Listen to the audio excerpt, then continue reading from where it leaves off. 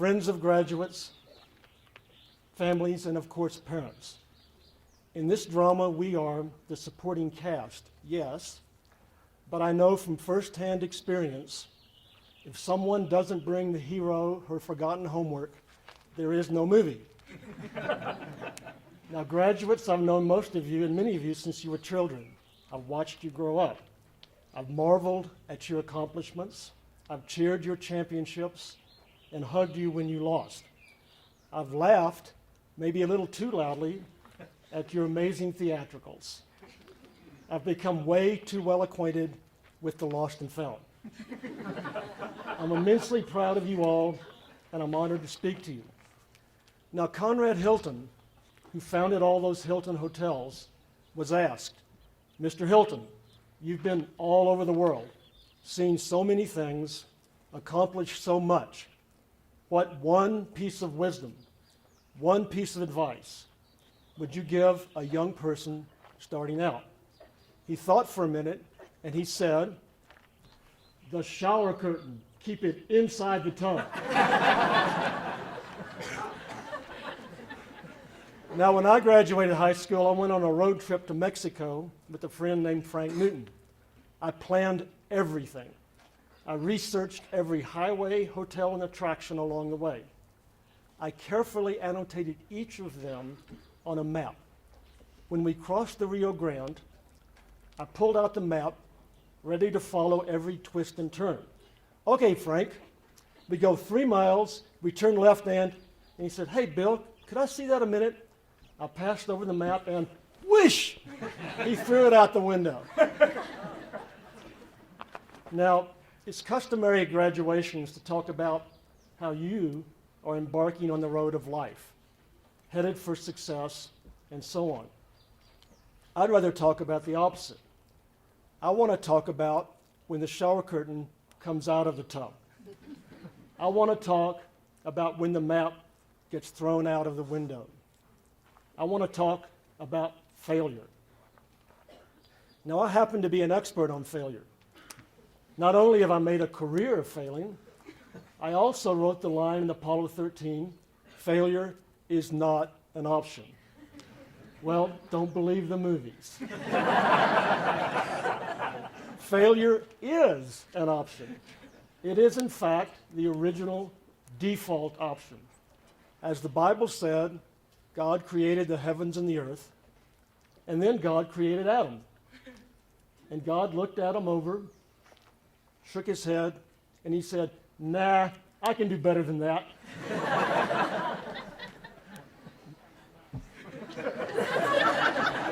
I rest my case. Now, I went to a public high school in a refinery town in Texas. Around 30% of the 600 graduates went to college. I tell my kids I was a complete nerd. Katie says, no, Dad, you weren't a complete nerd. Thanks, says I. Thrilled, my daughter stands up for me. No, Dad, you were a complete dork. I was glad to see the distinction. Now, I went to Rice as a math major.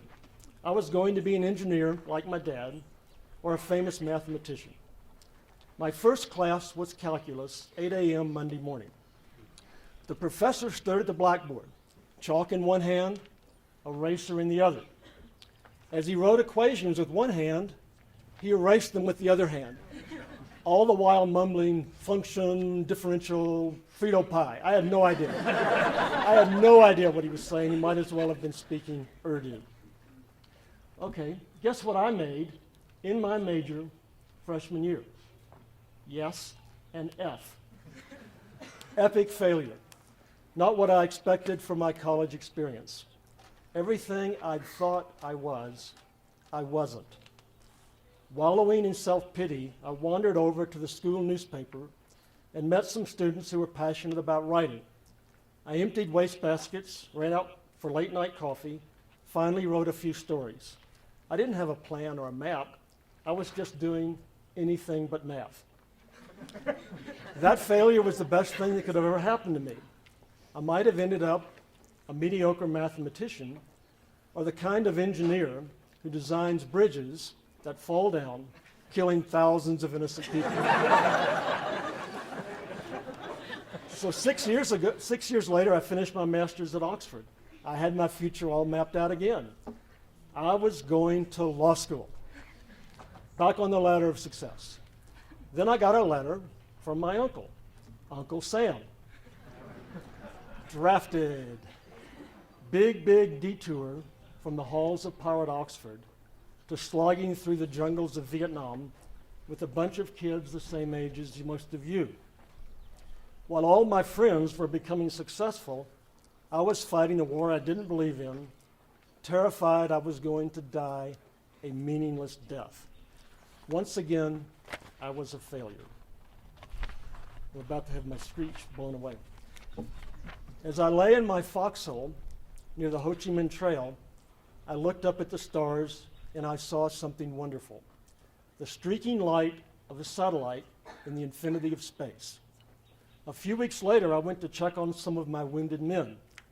When I walked in to that vast hospital full of broken teenagers, I fainted dead away. How did those nurses, many of them girls my age, all of them volunteers, how did they face this tragedy every day? When I got out of the Marines, it was too late to go to law school. That dream was gone too.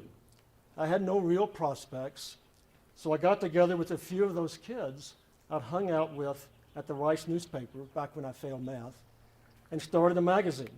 Well, why not? It would be something to do for a few months before it failed and we tried something else. We didn't ask anyone's permission, we just did it. Now, everyone told us it was a bad idea. It would never work. We didn't know what we were doing. Well, guess what? They were right. We didn't know what we were doing, but it worked anyway. Probably because we didn't know enough to know it couldn't be done. That magazine, Texas Monthly, is still going strong 40 years later. And its editor today wasn't even born when I started it. That's how old I am. Well, but wait, you said this was about failure. That sounds like a success. Well, much to my surprise, it was. That was the problem. Success made me soft. Where was the risk? It turns out there are people who start things and people who sustain them. I was a starter. I left after a few years to become editor-in-chief of Newsweek. Jim has described that experience to you already. The problem was it was a classic job for a sustainer, not a starter. Everyone thought I'd reached the pinnacle of success, but I hated the job and I was really terrible at it. Yet another epic fail. But then I remembered those nurses in Vietnam. They'd had it so much worse than me, but they had endured and made a difference. I wanted to write their stories. Those stories became the basis for my TV series, China Beach, about turning national failure into personal victory. Oh yes, in that space capsule I saw streaking across the night sky when I was lying in the rice paddy, thinking my life was over, it was Apollo 13, my first movie. Also about failure, the one mission that didn't make it to the moon. The depths of my biggest failures gave birth to my biggest success in ways I could never have expected, with no map or plan. But I guess I'm really not motivated by success or thinking I'm so great. You suck. That's what gets me up in the morning. And that's how I feel when I'm writing most of the time. One thing you learn as a writer is you have to write the rough draft to get to the final draft, right, English teachers? Castaway, for example, took 50 drafts. Okay, that means 49 failures. But if I'd stopped at 48 failures, I would have never had a movie. I had to fail over and over. It's the process. And so is living your own life. If you don't fail, you're not trying hard enough. You have to have faith, even if you don't know where you're going, that you will get there. Now, for some of you, the dreams you have today will come true. You will work hard and achieve exactly what you want in life. You will surf on success. Congratulations in advance. However, you never know, so why not keep paying attention?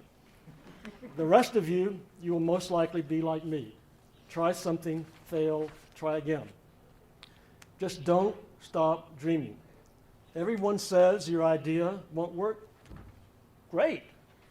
That means no one else is going to do it. Everyone says you're crazy to try to make the world better. Of course you are. But if we don't risk living those dreams, if we don't risk failure, then who really are we? Okay then, what about some concrete advice? I'm supposed to do that, it's required. Follow your bliss. That's the old cliche. I say, forget that. Find your team.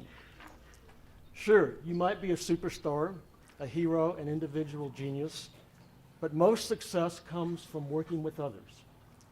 In World War II, only 25% of the soldiers in combat actually fired their rifles. Why? Because they felt isolated and alone. Solution: put them in four-man teams, and it worked. They wouldn't fight for honor, patriotism, apple pie, but they would fight for each other. If you're on a team, you don't want to let your castmates, your band, your research group down. As Story Leonard told her lacrosse team, the basic rules of being a teammate are the basic rules of life. Show up on time. Don't be a ball hog. If your teammate has a better shot, pass. Own up to your mistakes, but don't dwell on them. Play on. Make the actors, the scientists, the inventors around you better, and they'll make you better. Love thy neighbor, even when he or she isn't like you. When I went back to Vietnam to meet my enemies, I discovered I had more in common with the men and women who were trying to kill me, wonderful me, than I did with anyone else. I hate how we use words to turn people into infidels, vermin, enemies, something less than human. War, that great failure, taught me there is no them, there is only us. Embrace the moment.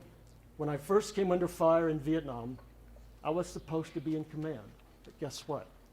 I froze in total fear. My mouth dried up like cotton.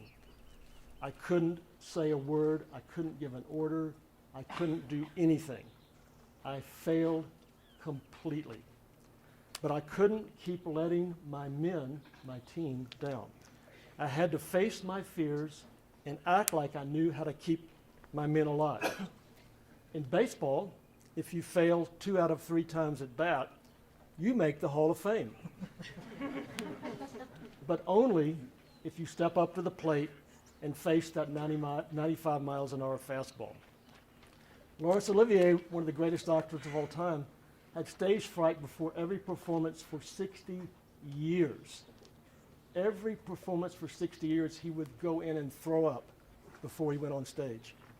Fear was the price he paid to do what he loved. Failure hurts, and it can really, really hurt, but it forces us to use our wits, to gather our energies to climb another mountain. Failure is hardwired into us. We are made to self-destruct.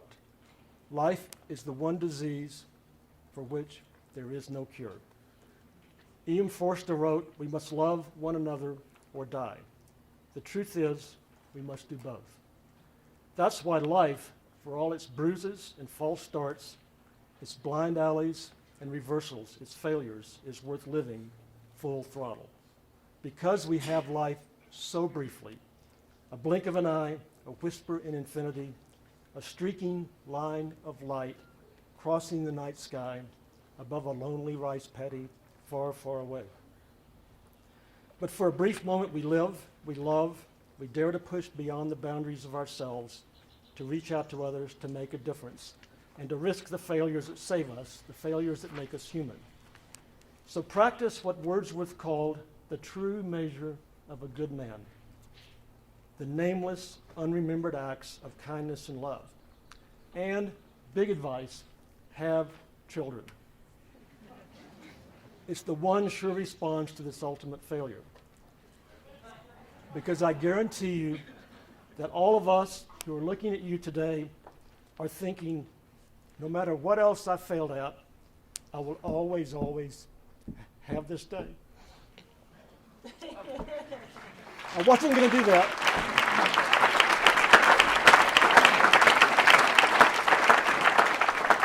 And also, you want to have children because when you're our age, you want someone to try to make guilty for not appreciating all you've done for them. One last piece of advice. It was given to me last night, and I built on it. Above all, don't forget to floss. Because a few years from now, when you are up at 3 in the morning, you want to be painting your masterpiece, coming up with that new app, preparing that killer closing argument. You don't want to be thinking, I better call my dentist. Graduates, go forth and fail. Thank you.